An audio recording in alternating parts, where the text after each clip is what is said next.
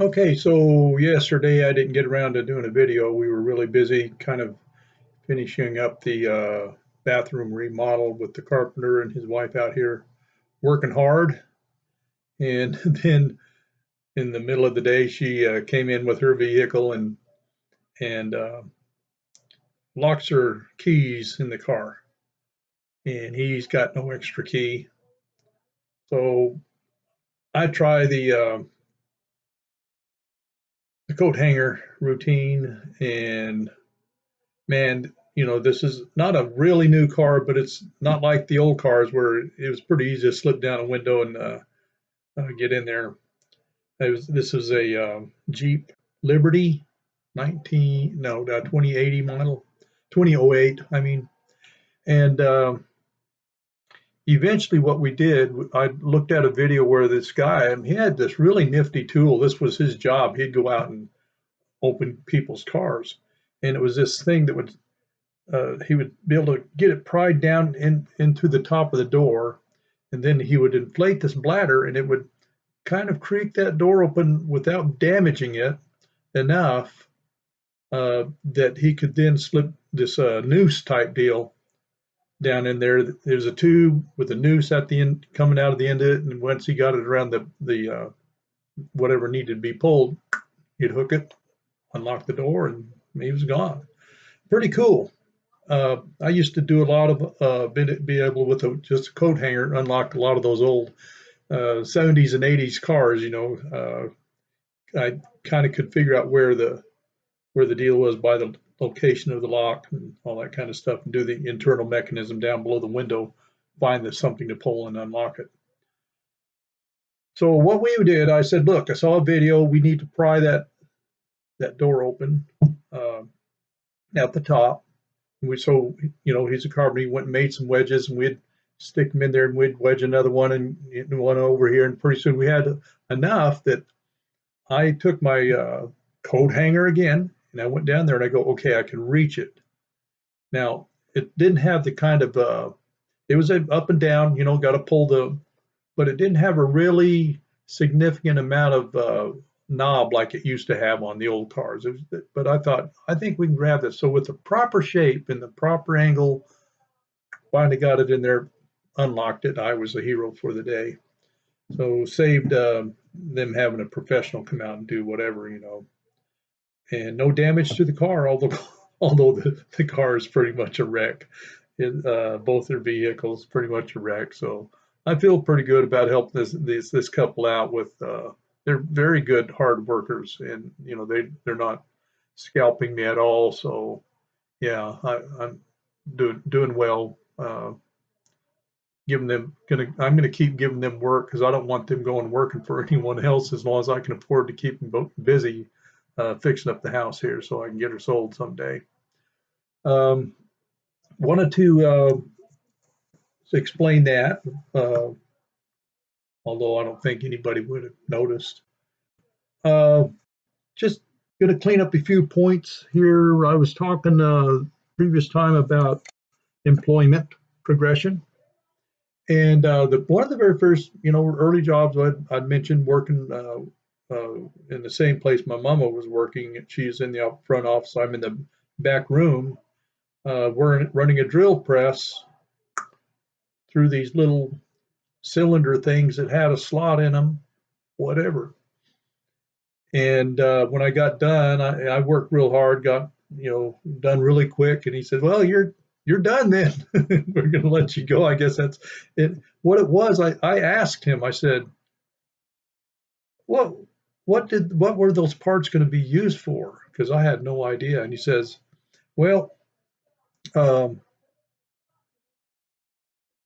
these were going into bombs going over to Vietnam." I hope I didn't already tell this, but I'm going to tell it again if I did. Um, and they were hitting and nothing going off, and it was that burr problem was stopping the pin from actuating properly. And now this is going to be the fix. And I'm going, well, okay, great. I'm going to blow up a bunch of nice little Vietnamese people. That's bye bye. So you never know. Um, Also, so I was doing the frozen steak thing, and at some point, just get kind of burned out from the hard sale, and I actually kind of get it straight. Somewhere in here slipped in learning the sheetrock trade, and how that came about. I think it may have been right after the frozen steak deal I did for a number of months. My buddy Kenny Westfall, who's a hang glider pilot as well, living there in San Bernardino, we flew hang gliders together. We were building paper airplanes. That's another thing. I got very big into building sophisticated paper airplanes. Thoroughly got enthralled into the world of flight and understanding aerodynamics and all of that. And uh,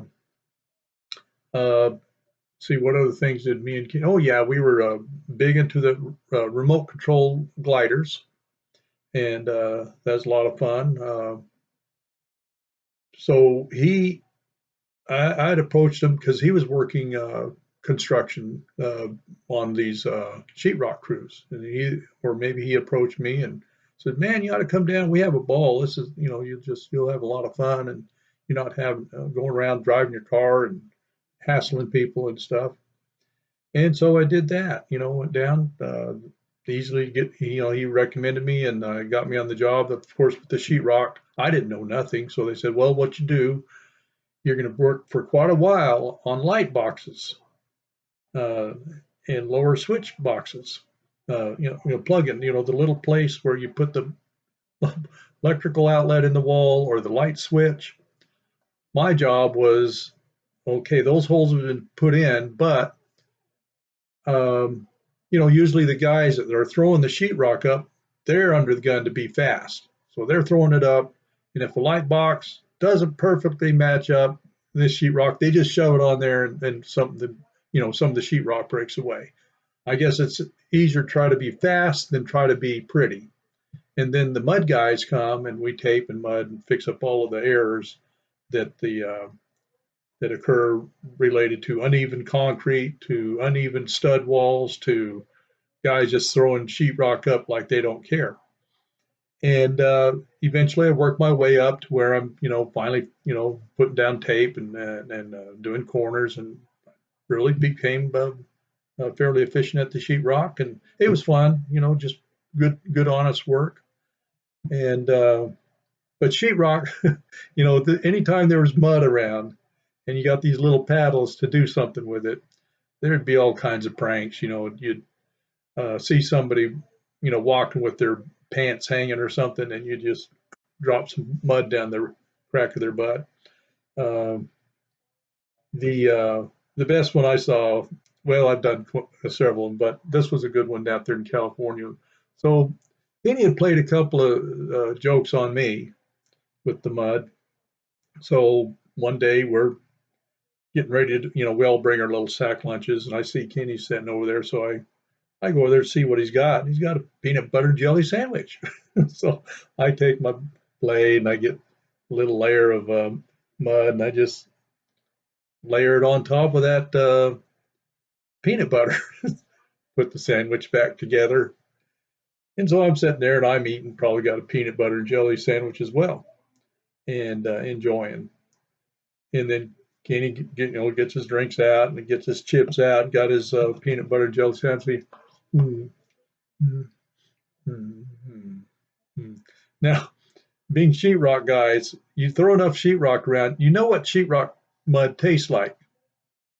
And he immediately goes, okay, who's the son of a the, the mud? He opens it up. Oh my gosh, Oh, so I'm sure he paid me back big time for that one in some way. Probably, I was telling you about the RC glider stuff. Um, so we go out to one of our favorite little hills where we uh, kind of like to do battle with our. We had the couple of beat up remote control gliders. We'd uh, fight to see who could knock the other one out of the air. Do damage to the other guy's glider while they're soaring around. And so you break a glider, you take it home. Next day, we've got it all patched up and glued back together, and we'd go into battle again. And I had been just owning him, just busting him up, busting him up. And so we show up, we're in his van. We show up at the site. I get my glider out and I'm checking the servos and, getting everything, all the wings hooked on and all. And he's still back there messing. And so I go ahead and I launch my glider off this little slope and I'm soaring. It's going to be a pretty good day for doing battle. Then I hear, blam! He had a shotgun loaded, ready to go. And he just blew my plane out of the air. And I go, well, what can I say?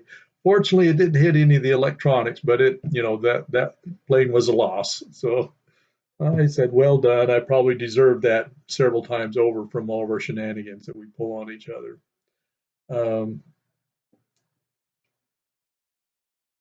Then another work-related shenanigan. Okay, so I told you about working at the airport, working with Fred Hampton, Hampton Aviation, repairing crashed airplanes. And I didn't do the recovery part of it, but we were working on this float plane that had gotten damaged. And I can't remember what the damage was. It wasn't anything too significant. Now we've got to trailer it back to the destination and remount the wings when we get there. So it's on its pontoons. It's on this wide trailer. The wings are kind of streamlined back, and we get down in Louisiana somewhere, heading for the Gulf Coast, and all of a sudden it's me and Fred, one of the other workers. He just pulls his vehicle over, says, "Give me that clipboard back there." Okay, clipboard, and says, "Okay, that'll do." And he goes walking up to this house. I go, well, he must know somebody there. So we roll down the window. We're going to kind of listen, and he apparently had looked at the mailbox, whatever the name was, and he goes, uh, "Are you Mrs. Jones?" "Yeah, I'm Mrs. Jones." And he says, "Well, is Mr. Jones here?" "Yeah, Mr. Jones." And she's looking, she sees this truck and this trailer with what is an airplane all, taken apart. And he says, "Yeah, Mr. Jones is here." He says, "Well, could you call him to here?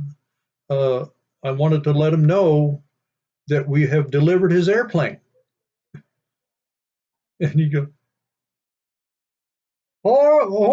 Horace, or whatever his name was, "Did you order an airplane? What the heck's going on here? Did you buy an airplane?"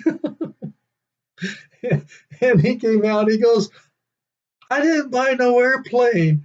"Well, it says right. Is this the address? Such and such and such. And your name? It says delivered on this date. This airplane. The N number is blah, blah, blah." And finally, he just acts like he's real frustrated. He says, "You'll hear from me." He walks off. We are dying in the truck, just simply dying. It was just so good. I just loved it. So, yeah, I don't care where you work, there's going to be shenanigans. And so that was some of that. Um, I think, let's see, I'm at 14 minutes. I think I just wanted to kind of clean that up. Probably going to delve into maybe some of the early days, all the activities that me and Larry and Neil were doing. They were sailing. Me and Larry and his wife and my wife, we played some tennis and then got into racquetball, huge, big time, and did that for several decades, playing racquetball. And we all got quite proficient at it. Good activity, good sport. Me and Sue, before all of that. Oh, well, even before that, me and Larry, we loved going to, in that day, the pinball halls. You drop a quarter in the pinball machine, and if you're good enough, you can actually win games with a high enough score. And we all got good enough. We'd walk into this local pinball gaming place, and we would rack up 6, 7 games on a couple of different machines, 2 or 3 machines, and then when some kids showed up, we'd just walk out and say, "Hey, games for you right there," and they go, "Oh, here we are, these old guys in our 20s, and they're going, wow, these are pinball wizard gods." But yeah, we were good. I'll take any of you guys on anytime you want. Um, it's all in the bump. You got to be bumping that thing. Uh, then we actually got into skateboarding, and how the skateboarding came about, that'll be a little bit different story because it's a little weird. But yeah, both me and Sue, the wife, we got skateboards. I bought her one first. Then I bought me a sweet, sweet Hobie skateboard. And at this time, this is the early 70s, and they are building those giant concrete skate parks, big bowls, big walls to work on, little walls. They had uh, big tubes if you were bold enough to think you could do a 360 in that thing. I never saw anybody do it. I don't think it would be possible unless you had a big run coming at it, and I don't know. And so we did that. I was learning to be able to, pop a front wheel on the wall and make a turn and all. Took a few spills. We had the elbow pads and helmet on, gloves. But I looked around. Here's guys out there, and they got broken arms. They're skating. I'm going, well, I'm pretty sure they got it from the skating. And I eventually, me and Sue looked at it, and we'd had our little easy falls. And I said, look, I think the way this sport works is the better you get, the more dangerous it gets because you start doing crazier stuff. And so we abandoned that. I mean, me and Larry were already hang gliding, and we had racquetball. We didn't. So I felt, we don't need to be going out and busting ourselves up on these skateboards. So I think I gave mine away to the local kids, the skateboards to them. Kind of always tried to keep in good nature with the kids. It was a little bit of a depressed area we were living in, mainly Hispanic, and there was a lot of gang stuff going on. So we were the only Anglos uh, on the whole street for quite a ways. And one incident there, the little Hispanic gal from across the street, she comes running over, she's screaming, and she's knocking on our door, and I just barely creak it over. What's up? What's up? She says, my boyfriend, he's very pissed off, and he's going to bring his car over, and he said he's going to run. No, it was his brother. He's going to run it into the house. And I'm going, well, come on in. We'll call the police, and then we hear crash. So whatever all that was about, and so, uh, geez, what else? I mean, there's oh yeah, gosh, and that was the first day that we had moved into our house. That happened. Then it wasn't but a few days later we hear pop pop pop pop pop pop pop, and a house 3 down the road. It's gang warfare stuff. One gang pissed off at another, and they're just firing bullets randomly into this guy's house. And I don't think anybody got killed. I didn't hear anything about it, but we're going, where have we moved? We're in a war zone. But we weren't there too long, and it'll be an interesting story when we tell about our move from there. But here's an interesting thing with that house. So we buy that house, and my mama comes down and she's visiting, and she'd been there a couple of times, and then she come down, she's looking around, she goes, I've been here before. I said, well, what do you mean? She says, I think when I was like 16, a friend of mine lived here with her parents. We were good friends, and I'm looking at this floor plan and how everything is. This was her house. She said, I want to see the backyard. She said, yeah, there's the wall, the big wall. She remembers all that. So I go, well, that's cool. What are the odds of that in the entire town of San Bernardino? Of course, that section we were in was called Colton, and a little bit of a troubled area. Last time we visited out there just a couple of years ago, it looked like it cleaned up a little bit, and that's good. Um, so yeah, I think that'll do it for today. Pretty tired from working hard. Did some mowing down at Ma's today at her place, and yeah, so I'll see if I can hit it in the morning.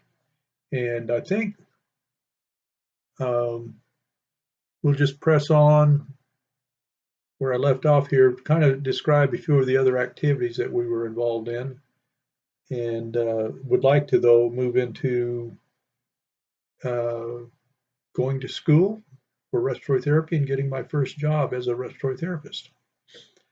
All right. Y'all have a good day and stay safe.